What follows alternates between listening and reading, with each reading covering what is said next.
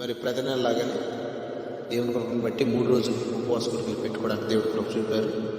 మరి రోజు ఈ ఉపవాస కొడుకులు జరగడానికి కారణం సిస్టర్ మహిమారాణి గారు.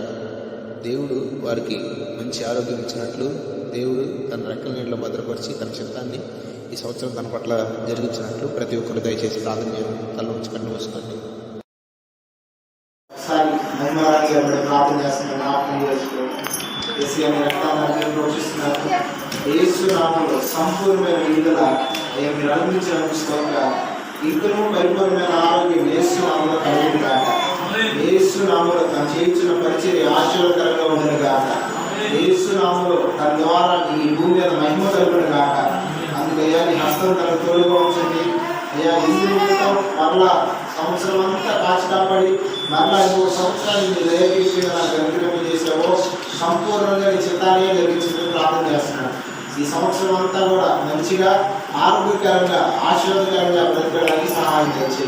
మీరు చేయండి. ఈ సన్నిధిలో అయ్యా ఆశీర్వదించబడుచు అనేక దీవెనకరం ఉండే ప్రభుత్వం చేయండి. దీవించి ఆశీర్వించి మీరు వార్తలు పొందాలని చేసే రావచ్చున్నా తండ్రి.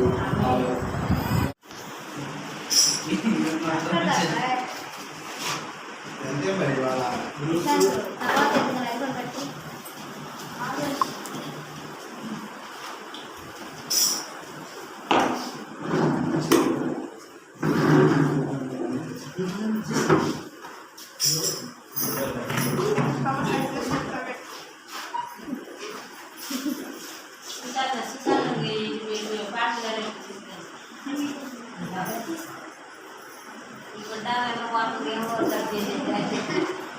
పెట్టి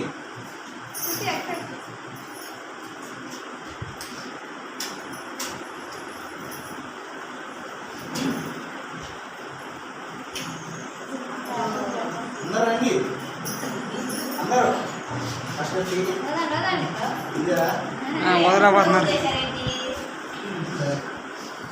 మాస్టర్ గారు చాలా ప్రార్థన చేయండి. మాస్టర్ గారు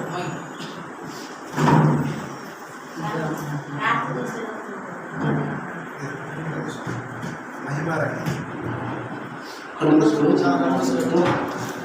మహాపరిశుద్ధుడు